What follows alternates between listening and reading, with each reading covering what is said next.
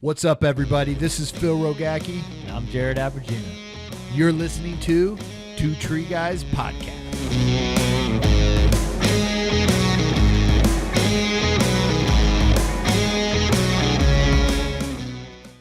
What's up, everybody? Phil Rogacki with another episode of Two Tree Guy Podcast. Guys, thank you for listening to the show wherever you may be, in a tree, driving today. This may be your first time ever listening to the show. We have some different talks on this, and we bring all this to you guys. We have What's Your Story episode, which you're going to hear today by a good friend of mine. We're going to hear his story of how he got in the industry, mentors along the way, and any tips he can share with you guys. We also have our safety talks. So we bring industry individuals in to talk about safety incidents. How do we improve? How do we get better out there in our industry and really raise the bar and not have to be the most dangerous job in the world, but get it down out of the top 5, save future lives. And then we have our gear talk. Manufacturers come in, talk about gears, new products, how to use them, what's the latest, greatest. We do a lot of comparison, what works, what doesn't work, what we like better, what we don't like.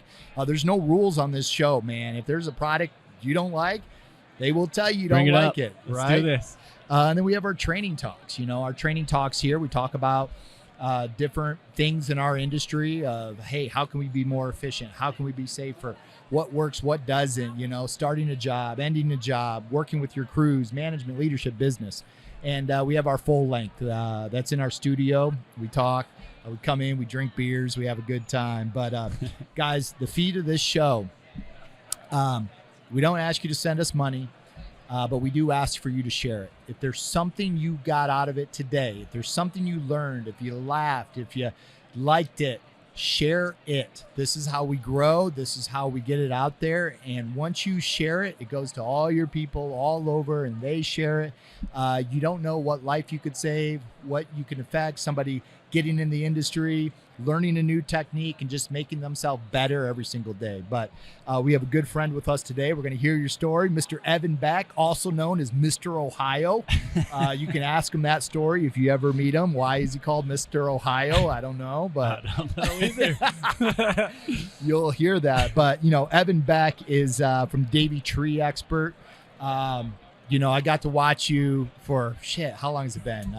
2015. Man, from teaching with Nats on the stage to running crews to, all the way from the beginning. I've known you for quite a while with the Joseph brothers out there in Ohio. They're here today. You got to get them on the show. Oh, for sure. Definitely got to get them on the show. But we're here to hear your story, man. Yeah, man. Everybody has a story. You got an awesome story. Let's hear it. Where are you from? Yeah. So originally from a little small town, Harrison, Arkansas, outside of Fayetteville, where the University of Arkansas is at. Born there, 84. I know, look like I'm 12. He does, guys. He looks like he's 12 years but old. But I'll be 40 in February. Oh my gosh! What are you gonna do for your 40th birthday? Hopefully spend time with my wife and my kids. Anything my girls, planned? Man. No. You need to plan something. When is your birthday? February 3rd. Okay, that's coming up. You got some time to plan. Make 40 a good. Do something awesome. Hopefully plant some trees. Yeah, there you go. I'll be 40. Born in Arkansas, but more or less raised in Central Ohio, in Columbus, Westville area. Are you a Buckeye fan? Yep. Love you. I It's know. coming. It's coming. Yeah, dude, that game's going to be ridiculous, right? Dude, it's Michigan coming. should be, by the way, I know I'm going to get some flack from my Ohio State fans. I don't even care. Michigan looks super tough this year. They do. And I think they added fuel to the fire by they won't have their coach. By putting, it doesn't matter, right?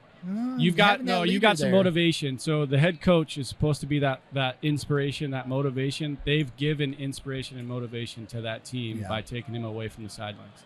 And they've allowed other leaders in the team to step up to fill in that role. Right. It's just not a one-man show. It's not a one-man band. Yeah. No, it doesn't make – that team is not defined by their head coach. It's going to be awesome, man. It's going to be a hell of a game. I would love it if they both go to the national championship somehow in some way. That would be fucking sweet. Sorry if I'm cursing. No, you can curse on this show. Okay. That would be freaking amazing.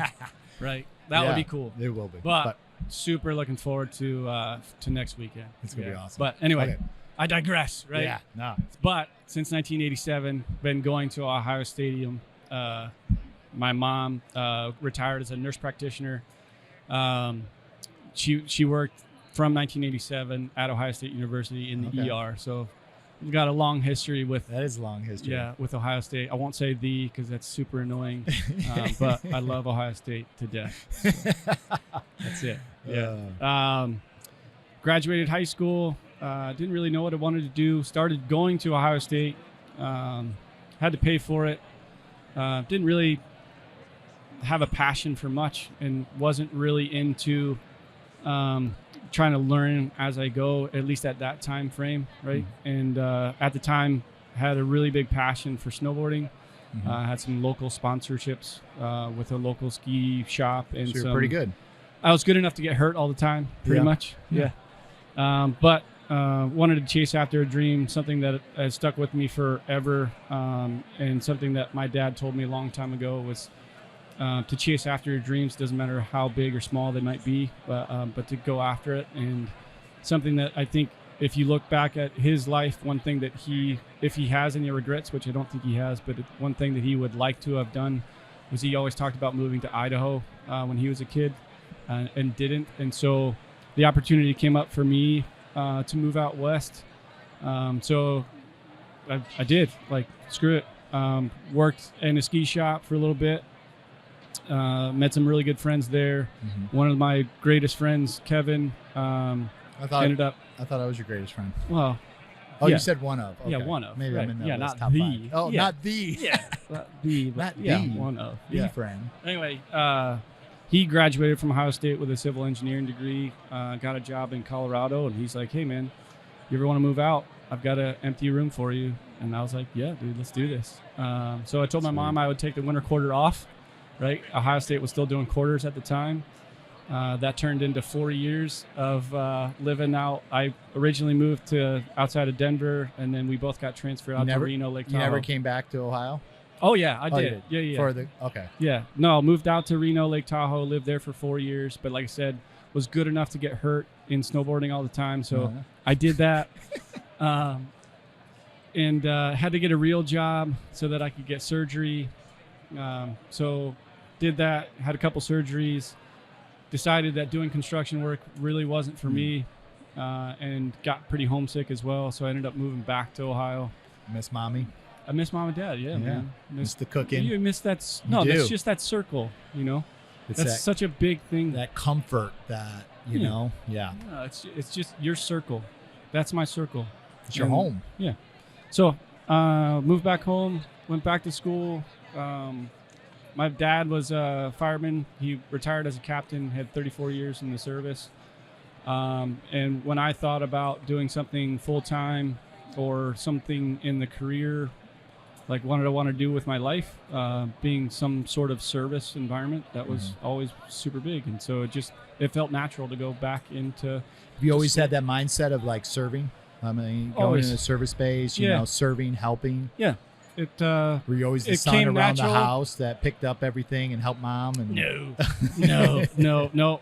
So a little bit more into my background. I have a twin sister. Okay. Love her to death. She's an incredible person, an incredibly strong woman, but she and I are not the same. Who's the nicer twin? I am definitely the nicer twin. Gotcha. Who's the smarter twin? I am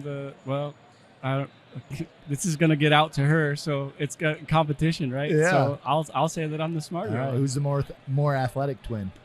She is, for sure. Okay. Yeah, okay. She's a beast. Yeah.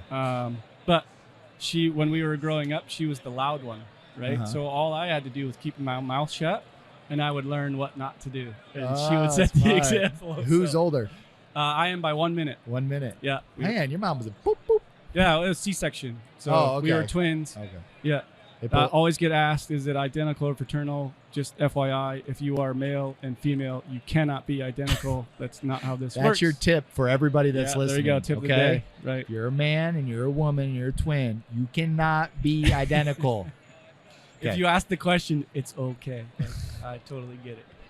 But yeah, so moved back home. Going into service, right? So my mom, a nurse for a number of years.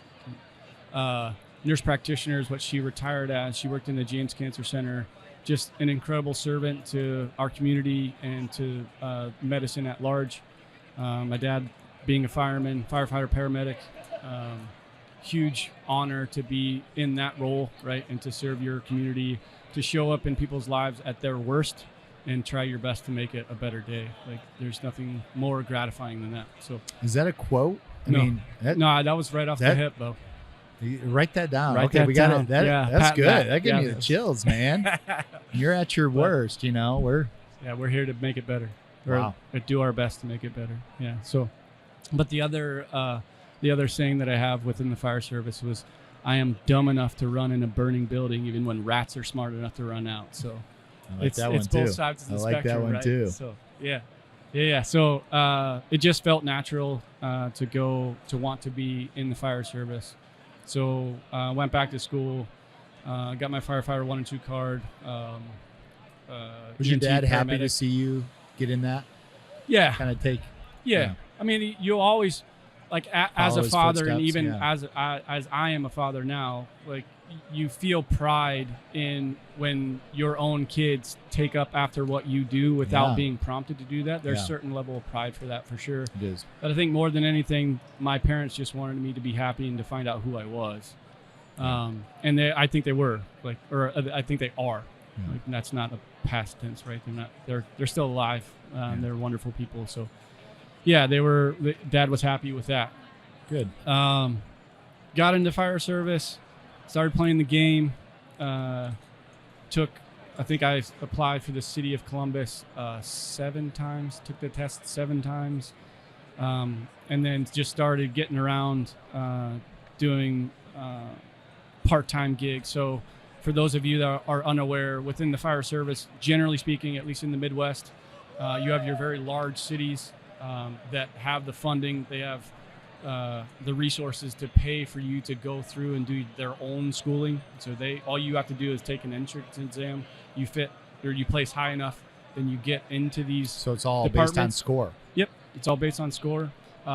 With a lot of the municipalities, the smaller townships and whatnot, they don't have that funding. So oftentimes, in order to actually get a job, you have to have certain credentials to even apply.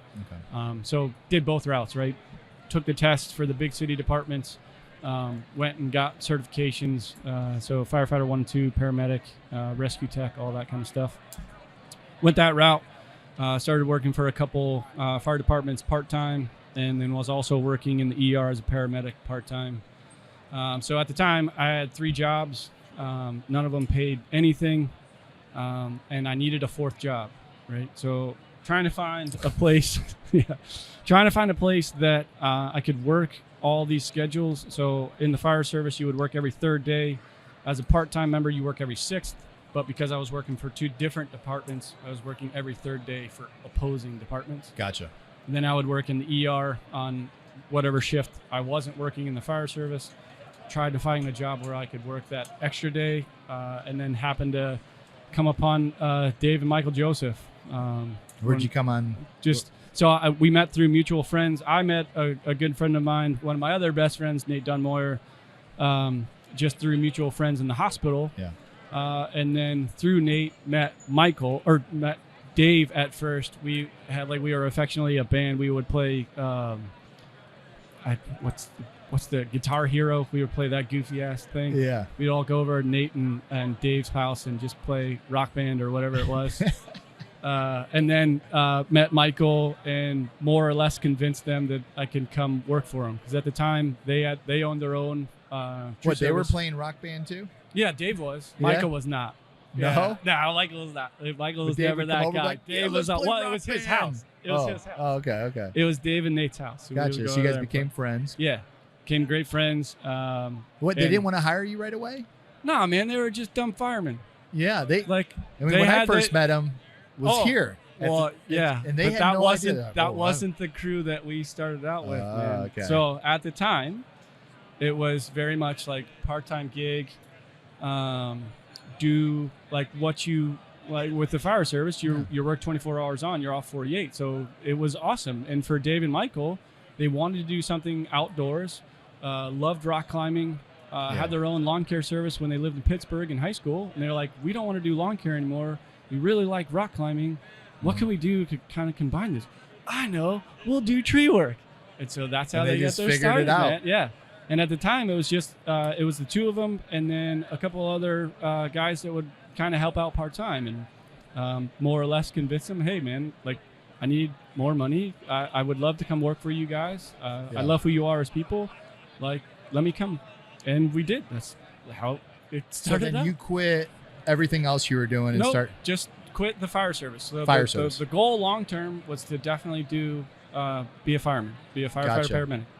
paramedic. So when I started working with the Josephs, we started picking up, getting more and more business. That's when I walked away from being a medic in the ER. Right? How'd that feel when you had to make that decision? Because, I mean, you have two passions, kind of. You know, you had the fire department, EMT, helping people out, and then you got taking care of trees, which was something that you just wanted to fill in and needed a fourth job. I had no idea what this industry was. So what really kind of attracted you or hooked you to where you're like, I'm going to make a switch?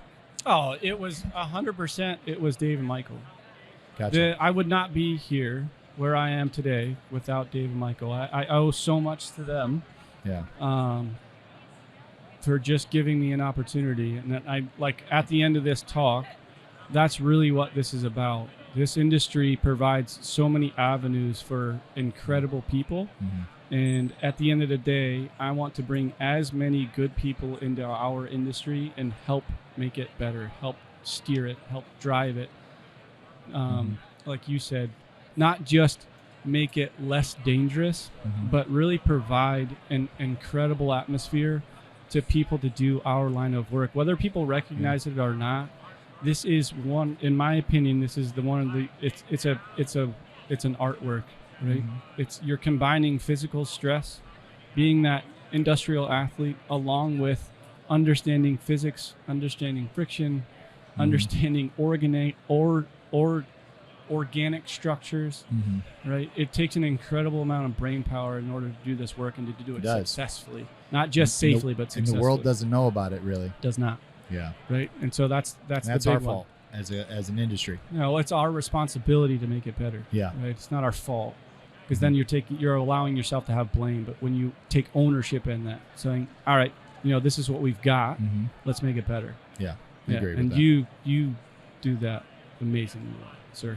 So I still take fault that I'm not loud enough and it's all right. I'm not screaming enough on putting this podcast out everywhere. But I want to add that. But I got you on the show. I mean, this is where it freaking goes viral. I've been waiting for you. I'm like, this is going to boost. 3 years it took me to get him on the show. Yeah. Well, it's an honor to be here. Your face is turning a little red, man. Because you know it's true. Yeah. So getting in the industry, really learning. Tell me about some of the ups and downs and everything you went through. Yeah. So and kind of where you're at now. So that was like getting into this industry. That was back in 2010. Flash forward to 2014 was really when I made at the time it was an emotional decision, but I feel like it was the best decision I've ever made, was to step away from the fire service and to really take tree work on full time. So that was when I started working for Dave and Michale full time. And we really started like hammering down. You guys blew up that company. Yep. Really when I started, I think the first year we did work, it was $220,000 or so in total revenue. That was 2010. I left there in 2020, and we were, I think, right around 2 million or so, 2.5. Nice. Yeah. Mostly all residential, but you guys started getting into the multifamily commercial part of it. Thanks to you. That's good. Yeah. Thanks to you and Jeremy. There's a lot of it out there. We'll get there too. Yeah. So incredibly proud of that. The things that we built, and that company's still around. Dave and Michale is still here, and I've still met some of the people that were actually there when I left. It's really cool to run into them too, and they're wonderful humans. So 2014 stepped away. 2016, now we're getting super heavy in ISA conventions, TCIA Expo. That was really when I started getting into the tree climbing championships. Started competing. Just Were you scared the first time? Wild. Were you nervous? Did you? Yeah, for sure. Yeah. I mean, everybody has that. Once you got through it, you learn so much from those shows. I encourage everybody, if you're thinking about doing it, just do it. There's no for my journey, and if I can think back to one singular thing that helped propel my trajectory forward, and to really hopefully become a leader in this industry, I attribute a lot of that to the tree climbing championships. Good. Being nervous, for sure. Being hesitant, wondering if you're good enough, all of those things, they all melt away in about 5 minutes when you get to your first comp and you realize, like, this is a pack. And these people that come to these competitions, we've all drank the Kool-Aid. We are all basically in a cult of growing this industry and making it better. Yeah. And there is, if you want to be involved with a group of individuals that really want to make this industry better, it's a pretty damn good cult to be in. So it's pretty cool. Yeah. So that was 2016. Then I met a good friend of mine, another pillar in my life, Rick Denbo. Introduced me to NATS, or North American Training Solutions, and then meeting Ed Carpenter as well. Yeah. Getting involved with them, that was really what propelled like my journey in towards Training, like getting into safety. the training realm. Yeah. Yep. So work with those guys. Tony Trestle's another one, man. That guy, just a wonderful human being. I still remember vividly to this date, and I hope he doesn't get mad at me. I know he won't, but he would always wear a pin that would say, "I used to be a people person, but people ruined it for me." But Tony, if you know Tony at all, he's one of the best. Is he here at the show? Warmest humans ever. I'm not sure. Okay. I hope he is. All right. But I'm not 100%. When's the last time you texted him and told him you appreciate him? A couple months ago. Okay, good. Yeah, good. so we It's still always keep in important to contact. do that. You never know when the last conversation is going to be. You're right. You know, I appreciate especially that. if somebody in your life that was an influence to you, helped you out. You know, thanks. Yeah. Thank you. Yeah. So this is my way of not doing that as much as I should. So Tony, if you're out there listening, man, I really appreciate you. That's cool. Yeah. That's cool. Thank you for that. Nats was the next step in my journey. And then 2020, 21, COVID was wild, right? For whatever it is, it changed a lot of things. But at the time, like, realized that I wanted to do more. I wanted to have a bigger presence within this industry, and I wanted to affect more people. And as much as I love Dave and Michale, and they will always hold a special place in my heart, I wanted something else. And so I made the extremely difficult decision to tell them that I was moving on. In 2020, I ended up taking a spot with Wright Tree Service, working as a safety supervisor there. So within that world, it's the utility world, right? So it's a totally different world than what I more or less cut my teeth on, which is residential, commercial arboriculture. But man, what an incredible team headed by Wes Strigilgis. So another huge pillar. If anybody out here is looking to just be mind blown by the amount of information one human can hold, have a conversation with that man. Okay. It does, like, every time I talk to him, I'm like, how or why do you have this much information in your head? And where do you hold it? I feel like I have to store it in my leg somewhere. But he's got it. Yeah. Man. He's fascinating. That's cool. Him and Warren and PK and Christian Michael Schultz, man. Also, all of us came from Nats, ended up going over to Wright. You guys were traveling around the country, going different places, helping out. Wright really raised the bar. Yeah, Wright Tree Service, for those of you that don't know, is the second largest utility line clearance company in North America. I did not know Operations in Canada, United States, and Puerto Rico. Located in Iowa, right? Headquarters is in Des Moines, Iowa. Yeah. You know, being good friends with RDO and being out the Vermeer factory and getting to know them more. I mean, Wright's right down the street from them, and they said, good dudes. Yeah. Just all around wonderful good guys. Human I've never beings. met a lot of people from Wright, but that's all I've ever heard was good things for them. Even at the top down. And I think organizationally, right, you've got to have somebody at the top that's really wanting to drive these things, and they've got it there. Good. Wonderful people. Worked for Wright Tree Service a couple years. I think it was a little over 2. And really the only thing that really drove me away from it was the fact that their headquarters is in Des Moines, Iowa, and my wife and I live in Northwest Ohio. it's going to be really hard for us to move anywhere. She And I probably know didn't that wanna Jen's go to not going to Iowa. move to Iowa. Yeah. Yeah. And going back to that whole feeling of wanting to be this instrument of change, of wanting to affect the people that got sawdust Yeah. in their pockets, right? As another great friend and mentor of mine, Don Rapola, would say. I wanted to get to a corporate office, or I have the goal of getting to a corporate office somewhere and effectively help drive change and affect the people that are doing the work, because I really, really love doing this work. And that's Good. As a trainer, I still get to go out and do the work. Still going to be a It's technician. an awesome role, an awesome position to have. Yeah. You know, in that. And then Yeah. how'd you get over to Davey? Yeah. So Davey has always been a big part of my life. But I mean, in It's 2008, in Ohio. I mean, yeah, that's- it's there, and only makes fortunately for sense. me, I actually have very close ties to some folks at the top. I won't say their names because I don't want that to be the reason why I'm here, yeah. or that's the reason for me to be the reason that I got the position that I'm in. Yeah. Right. But he holds an incredibly special place in my heart. He knows who he is. But for Davey, I actually took an interview in 2018 to be a skills trainer. Unfortunately, at the time, there were no positions available in the area, so we would have had to have moved. And Jen and I just had our second child and just didn't want to. So Yeah. didn't. No big Makes deal, sense. right? Yeah, of course.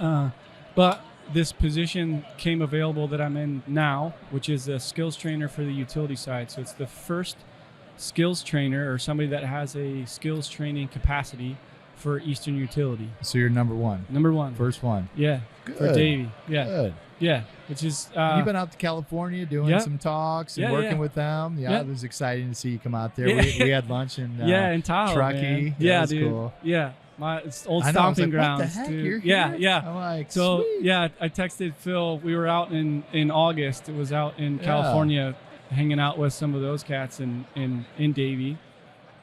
And I know Phil, so I was like, "Hey man, what are you doing?" He's like, "I'm in Truckee where I live." I'm like, that's cool. I'm driving through. You want to get lunch? Yes, absolutely. So, I'm yeah. like, sweet. Yeah, dude. Yeah, that was awesome. So yeah, it's an incredible honor, a lot of responsibility. Not sure that I've earned that right, Yeah. but I'm going to do my best to earn it every day and to really help drive change for this incredible Good. company. So what's the future hold for you? Where do you see the industry and yourself, and where do you want to go? Man, like anything else, going back to one of the bigger reasons why I chose to leave the fire service, it has nothing to do with what the fire service represents.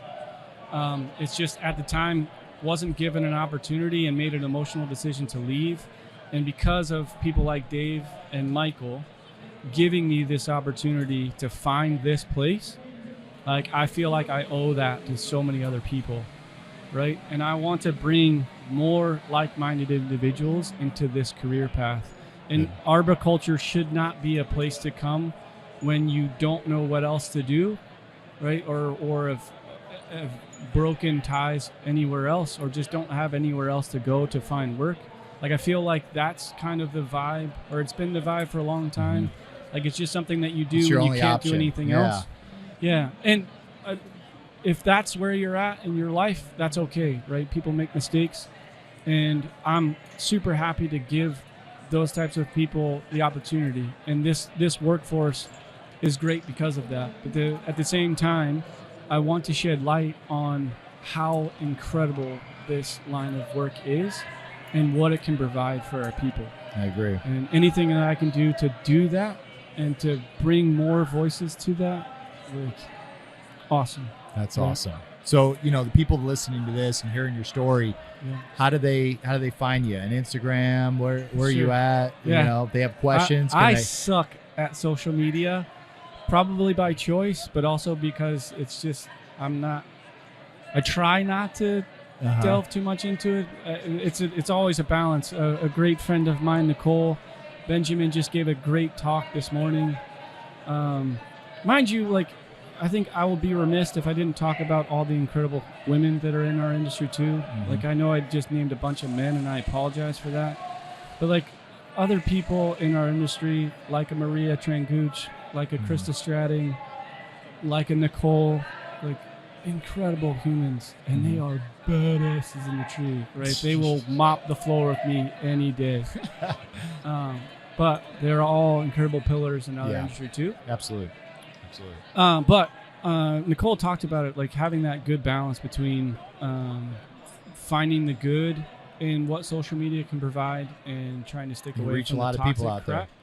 Yeah, you can reach a lot of people. So for now, Treeback 84. Okay, there you on guys Instagram go. Tag is him it. in something. Message him. I don't have book face. Sorry. If you guys have questions about training or safety, you know, reach out to him. And, you know, they go on his Instagram and stuff like that. And it's important. This is how we communicate in the world. How do we get a hold of anybody? It's through Facebook, Instagram, TikTok, all that stuff that's out there. So leverage the technology that you have to reach the people.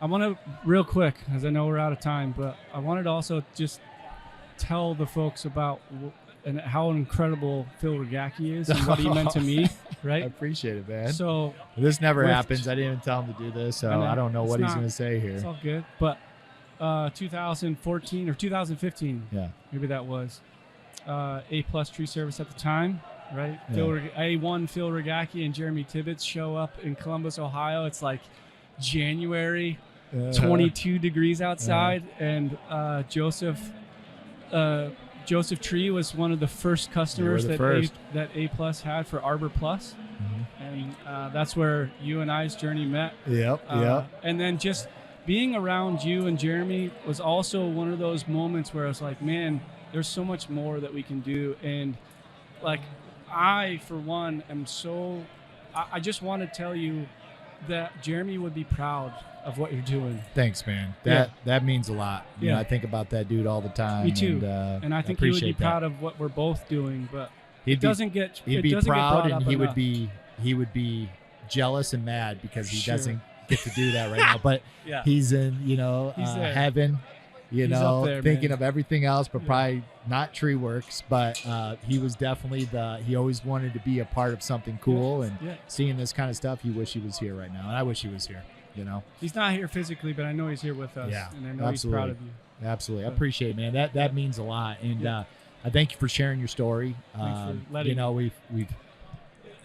We've been, many years getting to know each other. Used to stick stickers on your back. You got one on there. You don't even know it yet. Sure, I do. I don't even look at this point. I know every time I talk to Phil, there's a freaking sticker on my back. No, but I appreciate you coming on the show, sharing your story, and continue to do what you're doing, man. Thanks, bro. And keep putting it out there. You don't see the fruit until later down the road. I mean, hearing what you just said, never knew it would come to that, as many years of us talking and hanging out and having such a nice compliment like that. I hope that I can inspire other people and give as much as I possibly can to change your life and make a better life. But guys, if you're listening to this out here today, share the show, man. If you got something and it meant something to you, that's all I ask. Tag us, tag Evan, put it out there to the world, and share it out there. So, I appreciate you being on the show. Appreciate everybody listening. And remember to continue to elevate the standard of our industry through safety, training, and innovation. Until next time, we'll see you guys. Thank you.